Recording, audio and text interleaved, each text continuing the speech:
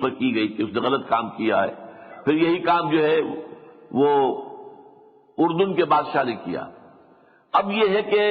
ایک آفر موجود ہے. اب جو شاہ عبداللہ ہیں سعودی عرب کے، ان کی آفر موجود ہے کہ اگر اسرائیل سن 67 کی حدود کے اندر واپس چلا جائے، یعنی اسرائیل جو قائم ہوا تھا سن 48 میں، تو جو اس کی حدود اس وقت تھی، 1967 کی جنگ میں اس نے اپنی حدود بڑھا لی اور بہت سے وہ علاقے قبضہ لیے کہ جو دوسروں کے قبضے میں تھے. سینائی پینسولا وہ تو سادات نے معاہدہ کر کے اور اس قیمت پر کہ ہم تمہیں ریکگنائز کر رہے ہیں تو وہ واپس لے لیا. گولان ہائٹس ہیں جو شام سے اس نے فتح کیے تھے، جھپٹ لیے تھے. اور پورا ویسٹ بینک جو ہے، سب سے زیادہ گنجان آباد علاقہ جو ہے، یہ اردن کے پاس تھا، لیکن اردن نے شکست کھائی اور یہ علاقہ جو ہے وہ اسرائیل کے قبضے میں آ گیا. تو اب شاہ عبداللہ کی طرف سے یہ آفر دی گئی تھی اور کسی عرب ملک نے اس کے خلاف بات نہیں کی ہے کہ اگر اسرائیل یہ تمام علاقے چھوڑ کر جو اس نے 1967 کی جنگ میں ہتھیائے تھے،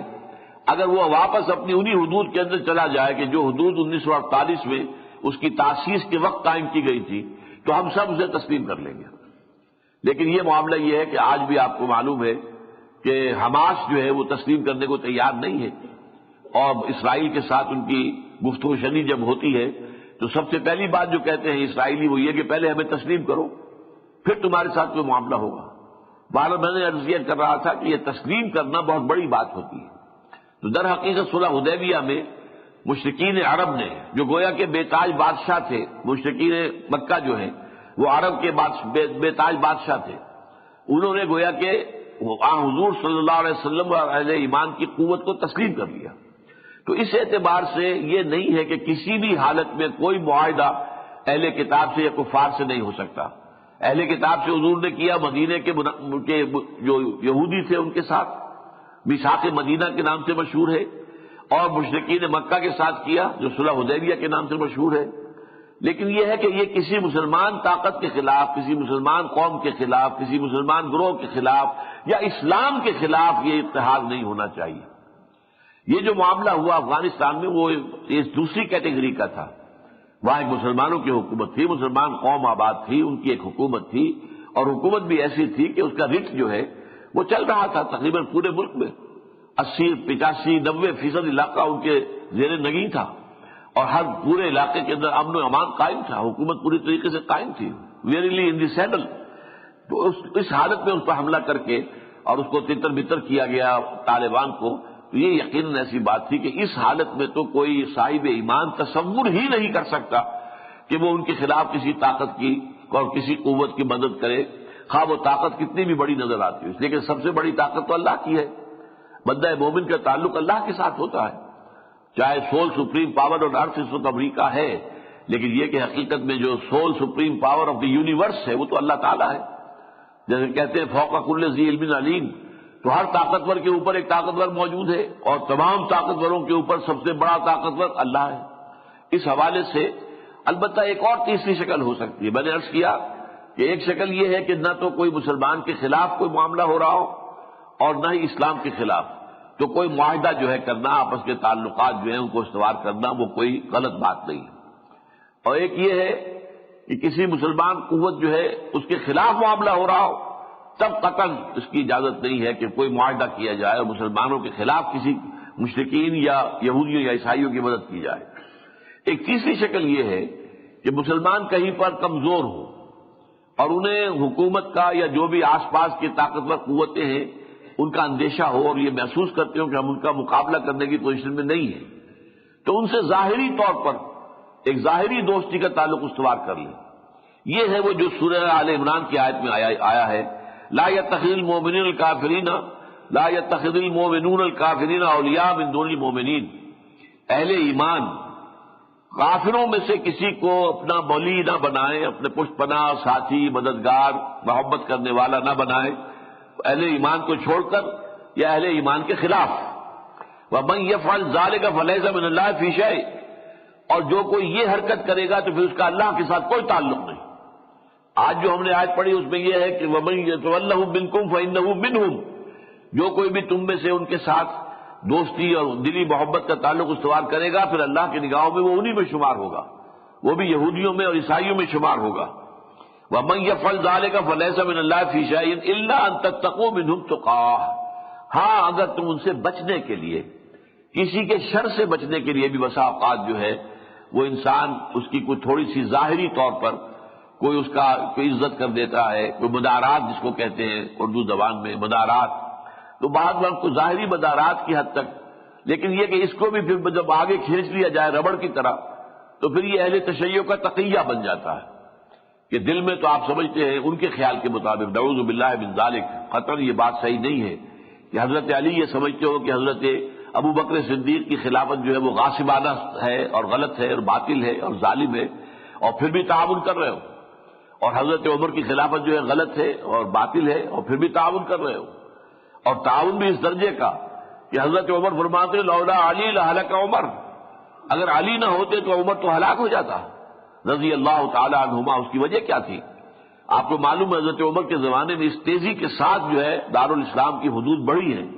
اتنا بڑا علاقہ آ گیا ہے کہ اس کا انتظام کرنا کوئی آسان کام نہیں تھا۔ یہ حضرت علی تھے رضی اللہ تعالیٰ عنہ جنہوں نے وہ سارا انتظامی معاملہ سنبھالا ہے، یعنی یوں سمجھیے کہ آج کی اصطلاح میں ہم کہہ سکتے ہیں کہ ہوم منسٹر یا یہ کہ چیف سیکرٹری جو تھے اس حکومت کے خلافت راشدہ میں حضرت عمر کے دوران وہ در حقیقت حضرت علی تھے۔ سارے دیوان انہوں نے مرتب کیے ہیں، سارے رجسٹر انہوں نے مرتب کیے ہیں، آبادی جو ہے اس کا سینسس کیا ہے، سارا معاملہ کیا حضرت علی نے رضی اللہ تعالیٰ عنہ۔ تو حضرت عمر فرماتے ہیں کہ لولا علی لہلک عمر، اگر علی نہ ہوتے اور ان کا یہ تعاون نہ ہوتا میرے ساتھ تو میں تو ہلاک ہو جاتا، یہ ساری ذمہ داری میں کیسے سنبھالتا۔ تو یہ ایک بالکل دوسری بات ہے کہ یہ سمجھا جائے کہ یہ سارا تقیہ میں ہو رہا تھا، قطعاً نہیں، معاذ اللہ ثم معاذ اللہ ثم معاذ اللہ۔ البتہ یہ کہ کسی وقت عارضی طور پر مجبوری میں، جیسے کہ آپ کو معلوم ہے کہ مجبوری میں جان بچانے کے لیے کلمہ کفر بھی کہا جا سکتا ہے، قرآن مجید میں صریح اجازت دی گئی ہے، لیکن یہ کہ دل کے اندر جو ہے کوئی کیفیت نہ آئے کفر کی، زبان سے کوئی کلمہ کفر کہہ کے اپنی جان بچا لی جائے تو اجازت ہے، اگرچہ رخصت ہے، یہ عزیمت نہیں ہے، لیکن رخصت جو ہے وہ بھی جائز تو ہوتی ہے نا۔ آپ کے علم میں ہے کہ یہ 3 افراد کا خاندان جو تھا، حضرت سمیہ رضی اللہ تعالی عنہ اور ان کے شوہر یاسر رضی اللہ تعالی عنہ اور ان دونوں کے بیٹے حضرت عمار ابن یاسر، ان تینوں پر شدید ترین تشدد کیا، ٹارچر انتہائی درجے کا، جس کا کہ آپ تصور بھی نہیں کر سکتے، اور آخر میں تنگ آ کر کہا کہ ایک دفعہ تم کہہ دو کہ ہاں ان بتوں میں بھی کچھ حقیقت ہے، یہ بھی ہے، کسی درجے میں ہم مانتے ہیں، میں تمہیں چھوڑ دوں گا۔ لیکن حضرت یاسر حضرت سمیہ دونوں نے یہ کلمہ کفر زبان سے نکالنے سے انکار کر دیا، جان دے دی، اس نے ہلاک کر دیا۔ لیکن حضرت عمار ابن یاسر نوجوان تھے، بس ان سے جھیلا نہیں گیا،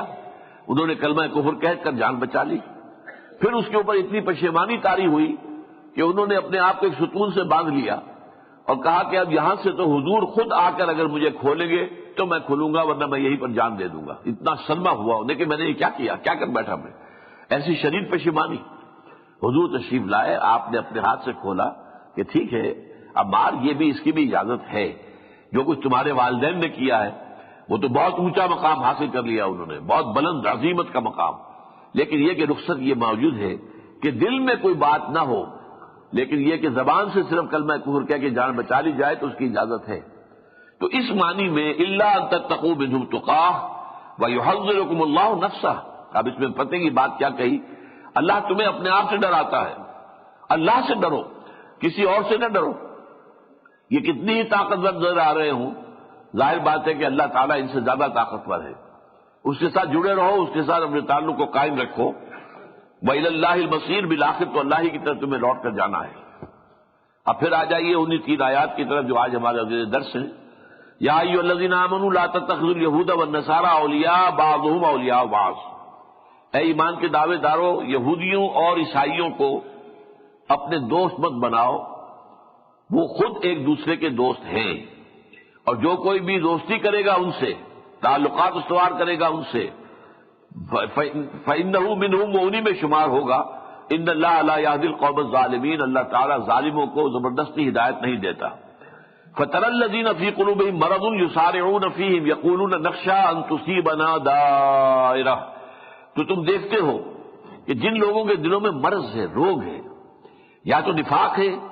یا ایمان اگر ہے تو اتنا کمزور ہے کہ وہ انہیں کسی اچھے طرز عمل پر آمادہ نہیں کر سکتا،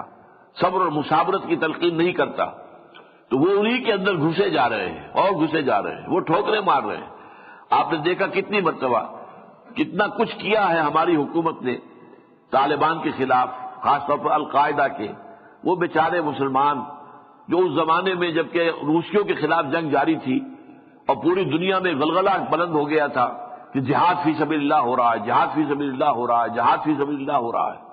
تو وہاں سے لوگ چل کر آئے ہیں، کوئی الجزائر سے چلا آ رہا ہے، کوئی لیبیا سے چلا آ رہا ہے، کوئی سعودی عرب سے چلا آ رہا ہے، عرب ممالک کے لوگ آئے، اور پاکستان سے بھی بہت سے لوگ گئے، بہت سے گئے۔ تو یہ لوگ اب جب وہ چلا گیا روس، اب اس کے بعد جو آپس کی خانہ جنگی شروع ہوئی، اب یہ بیچارے نہ ادھر کے رہے نہ ادھر کے رہے۔ انہیں معلوم تھا کہ اگر اپنے ملکوں کو واپس جائیں گے تو وہاں تو ایجنٹ بیٹھے ہوئے امریکہ کے، وہ ہمیں فوراً پکڑ کر اور جیل میں ٹھونس دیں گے، لہذا وہ یہاں رہنے پر مجبور تھے۔ وہ منتظر رہے کہ کوئی شکل بہتری کی نکل آئے، اور اللہ نے پیدا کر دی۔ وہ طالبان اٹھ کھڑے ہوئے اور طالبان کو اللہ تعالیٰ نے فتح عطا کی اور بہت آسانی کے ساتھ ان کے لیے راستہ ہموار کر دیا۔ تب ان کے لیے دوبارہ پھر ایک موقع ہو گیا کہ طالبان کے خلاف جو کام کر رہے تھے شمالی اتحاد والے، پھر ان کے خلاف جنگ ہوئی، انہوں نے حصہ لیا۔ اب اس کے بعد جب وہ معاملہ ختم ہو گیا، اب امریکہ صاحب آ گئے، اور ان کے بعد اب بیچارے یہ کہاں جائیں؟ یہ کوئی پاکستان میں آ کے پناہ لی ہے، کچھ جو قبائلی علاقے کے اندر آ کر پناہ لی ہے، لیکن یہ کہ ایک ایک کو پکڑ کر جس طریقے سے پیش کیا گیا ہے اور وہ گوانٹانامو بے میں ان کو پہنچایا گیا ہے یا انہیں قتل کیا گیا ہے، ان کو اوپر جو ہے ملٹری ایکشن کیا گیا ہے، یہ سارا کام کیا ہے؟ یسارعون فیہم، ہم ان کے لیے کوشش کر رہے ہیں۔ امریکہ سے بڑھ کر حمایتی بن گئے، اور ان کا حال یہ کہ ہم جو بھی کچھ کر لیں وہ کہتے do more do more do more, اور کرو اور کرو اور کرو، اور تہس نہس کر دو ان طالبان کو، اور جو بھی ان کے ہمدرد ہیں قبائلی علاقے میں ان کو برباد کر دو۔ باجوڑ میں ابھی جو بمباری ہوئی ہے وہ یقیناً امریکہ نے کی ہے، ہماری حکومت نے اس کی ذمہ داری خود لے لی تاکہ امریکہ کو بری کر دیں،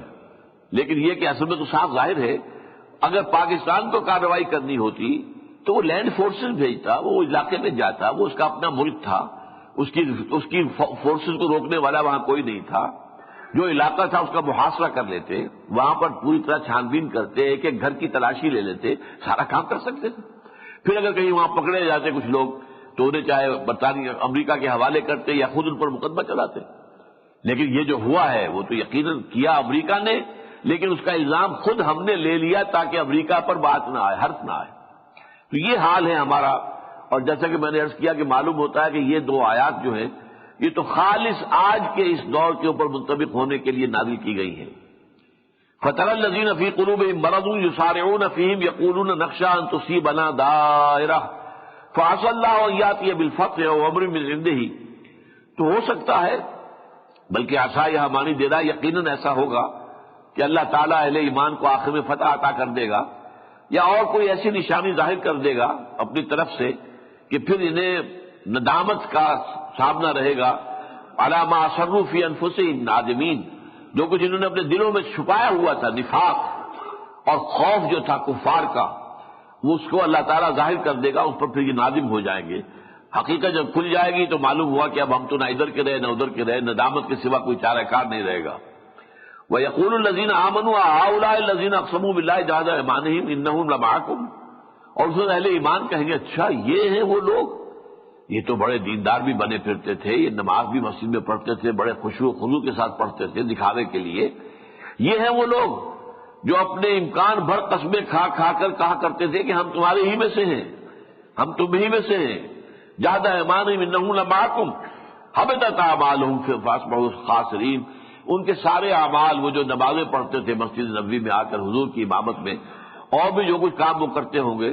دل پر جبر کر کے جو انفاق کرتے ہوں گے اللہ کے راستے میں، جو زکوٰۃ ادا کرتے ہوں گے مجبوراً،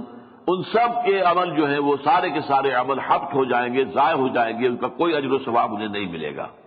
اور وہ فَأَصْبَحُوا خَاسِرِينَ، اور وہ خسارے والے ہو کر رہیں گے۔ اب آئیے جو آیت میں نے آیت نمبر 82 پڑھی تھی، اس میں ایک نقشہ ذرا مختلف سامنے آ رہا ہے۔ لَتَجِدَنَّ أَشَدَّ النَّاسِ عَدَاوَةً لِلَّذِينَ آمَنُوا الْيَهُودَ وَالَّذِينَ أَشْرَكُوا، تم لازماً دیکھو گے کہ اہل ایمان کے ساتھ عداوت میں، دشمنی میں، بغض میں سب سے زیادہ شدید ہیں دو، یہود اور جو مشرکین ہیں، مشرکین مکہ، مشرکین عرب اور یہودی، یہ تو ہیں مسلمانوں کے شدید مخالف، دشمنی میں سب سے زیادہ سخت۔ وَلَتَجِدَنَّ أَقْرَبَهُم مَّوَدَّةً لِّلَّذِينَ آمَنُوا الَّذِينَ قَالُوا إِنَّا نَصَارَىٰ، اور تم دیکھو گے کہ قریب ترین جو ہیں دوستی میں، مودت میں، محبت میں اہل ایمان سے، وہ ہیں جو کہتے ہیں کہ ہم نصارہ ہیں۔ اب یہاں پر بات نظر آ رہی ہے ذرا مختلف ہے کہ یہود کا طرز عمل کچھ اور تھا اور نصارہ کا کچھ اور تھا۔ اور واقعہ یہ ہے کہ جب قرآن نازل ہوا ہے اس وقت یہ صورتحال تھی جو اس آیت کے اندر سامنے آئی ہے۔ حضور کی پوری جو حیات طیبہ ہے اس میں نصرانیوں کے ساتھ، عیسائیوں کے ساتھ کوئی تصادم نہیں ہوا، بلکہ یہ کہ بعض اعتبارات سے نصرانیوں نے مدد کی ہے۔ حضرت نجاشی کے دربار میں مسلمان چلے گئے ہیں، وہاں اس نے پناہ دی ہے، اور اگرچہ قریش کا وفد گیا ہے اور بڑا جو سمجھیے ایک ہائی لیول ایک وفد گیا ہے، اور اس میں عمرو بن العاص جو بعد میں ایمان لے آئے رضی اللہ تعالی عنہ، وہ صدر تھے وہ اس کے سربراہ تھے اس وفد کے، اور انہوں نے یہ مطالبہ کیا یہ کچھ بھگوڑے ہیں، یہ جو آ گئے ہیں مہاجر بن کر یہاں پر آپ کے یہاں آ کر پناہ گزین ہو گئے ہیں، یہ ہمارے بھگوڑے ہیں، ان کو ہمارے حوالے کر دیجیے۔ اس اللہ کے بندے نے کس طریقے سے آپ کے سارا واقعہ آپ نے سنا ہوگا، پڑھا ہوگا کہ پہلے تو وہ کچھ آمادہ ہو گیا تھا، لیکن پھر حضرت جعفر طیار رضی اللہ تعالی عنہ نے کھڑے ہو کر وہاں پر تقریر کی اور سورہ مریم کی آیات پڑھ کر سنائی، جس میں حضرت عیسیٰ حضرت مریم کا ذکر ہے کہ حضرت مریم حضرت عیسیٰ کی اصل حیثیت کیا ہے۔ آپ کو معلوم ہے کہ عیسائی تو انہیں خدا کا بیٹا کہہ رہے تھے، تو عمرو بن العاص نے یہی کہا اس وقت کہ دیکھیے یہ لوگ جو ہیں وہ آپ جن کو خدا کا بیٹا کہتے ہیں، یہ کہتے ہیں نہیں وہ عام انسان تھا، وہ خدا کا بیٹا نہیں تھا۔ تو وہ چاہتا تھا کہ کسی طریقے سے یہ غضب بھڑکے اس کا، اور غصے میں آ کر یہ مسلمانوں کو یا تو خود تہہ تیغ کر دے یا ہمارے حوالے کر دے کہ پھر ہم ان کے ساتھ جو چاہے کریں۔ لیکن جب سورہ مریم کی آیات اس نے سنی ہے تو یہ بھی روایت میں آواز میں آتا ہے اس کی آنکھوں سے آنسو آئے ہیں، اور اس نے زمین سے ایک تنکا اٹھایا اور کہا کہ جو کچھ ان آیات میں عیسیٰ کے بارے میں کہا گیا ہے، عیسیٰ اس سے تنکا بھر بھی زیادہ نہیں تھے، یہ حقیقت ہے جو بیان ہوئی ہے۔ اور پھر اس نے کہا کہ اے مسلمانوں تم یہاں رہو، آرام سے رہو، تمہارے لیے یہاں امن ہے، سکون ہے، اور کہہ دیا عمرو بن العاص سے کہ تم اگر کوہ احد جتنا سونا بھی پیش کرو گے تو ان کے لیے فدیہ کے طور پر دو گے کہ ہم چھوڑ دیں گے، تمہیں دے دیں واپس، تب بھی نہیں دو گے۔ تو یہ صورتحال ہے کہ یہ طرز عمل تھا۔ پھر جب وہ آپ کو معلوم ہے کہ ساری جنگیں جو ہوئی ہیں اور سارے تصادم جو ہوا ہے وہ یہودیوں کے ساتھ ہوا ہے، یہودی بنو قریظہ کے، بنو قینقاع کے، بنو نذیر کے جو مدینے کے اندر تھے، وقتاً فوقتاً انہوں نے اس معاہدے کی خلاف ورزی کی جو حضور نے مدینے آتے ہی ان سے کر لیا تھا، اور اس کی سزا ان کو دی گئی۔ پھر آپ کو معلوم ہے کہ خیبر پر حضور نے حملہ کیا، جنگ ہوئی اور پورا علاقہ حضور نے فتح کیا ہے صلی اللہ علیہ وسلم۔ حالانکہ عرب کے جنوب میں نجران میں عیسائی آباد تھے، حضور نے ادھر کوئی حملہ نہیں کیا، اس لیے کہ ان کی طرف سے کوئی مخالفانہ اور معاندانہ کارروائی کبھی ہوئی نہیں۔ پھر اس کے بعد اسی کے ساتھ ہم دیکھتے ہیں کہ جب صلح حدیبیہ کے بعد حضور نے دعوتی خطوط بھیجے ہیں تو ہرقل جو ہے شہنشاہ روم وہ آمادہ ہو گیا تھا ایمان لانے کے لیے، چنانچہ اس نے ابو سفیان رضی اللہ تعالیٰ عنہ کو بلایا، وہ آئے ہوئے تھے ایک قافلہ لے کر اسی علاقے میں یروشلم میں ہی، تو وہاں پر اس نے بلایا انہیں اور پوچھے کچھ سوالات ایسے کیے جن کے جوابات سے یہ بات ظاہر ہو رہی تھی خود بخود کہ واقعی یہ اللہ کے رسول ہیں۔ اس وقت تک ابو سفیان ایمان نہیں لائے تھے۔ وہ یہ کہتے ہیں، روایت کرنے والے بھی خود ہیں، کہ کئی مرتبہ میرے دل میں آئے میں جھوٹ بول دوں، کوئی غلط بات کہہ دوں محمد کے بارے میں صلی اللہ علیہ وسلم، لیکن پھر میں نے سوچا کہ میرے ساتھ جو اور عرب ہیں میرے ساتھ آئے ہوئے ہیں وفد کے اندر، وہ کیا کہیں گے کہ عرب کا اتنا بڑا سردار ہو کر، قریش کا اتنا بڑا سردار ہو کر جھوٹ بول رہا ہے، لہذا میں نے جھوٹ نہیں بولا، صحیح بات بلا کم و کاش بیان کی۔ اور یہ تیار ہو گیا تھا ہرقلیس جو ہے ہرقل کہ وہ ایمان لے آئے، لیکن وہ چاہتا یہ تھا کہ تقریباً 300 برس پہلے یا پونے 300 برس پہلے جو شہنشاہ عیسائی ہو گیا تھا کانسٹنٹائن قسطنطین، اور اس کے ساتھ اس کی ساری مملکت پوری رومن امپائر عیسائی ہو گئی تھی، اسی طرح میں بھی مسلمان ہو جاؤں اور پوری میری سلطنت بھی مسلمان ہو جائے تاکہ میرا مقام اپنی جگہ پر برقرار رہے، میری حیثیت جو ہے شہنشاہ ہونے کے اعتبار سے وہ قائم رہے۔ بس یہ لیکن اس نے دیکھا کہ اس کے درباری جو ہیں اس کے جو ہے اس میں اس کے ساتھ ہم رائے نہیں محسوس ہو رہے، بلکہ ان کے غصے سے ان کے سانسوں کی جو تیز آواز آ رہی تھی، تو پھر وہ رہ گیا، محروم رہ گیا، لیکن اس نے کوئی کارروائی نہیں کی حضور کے خلاف صلی اللہ علیہ وسلم۔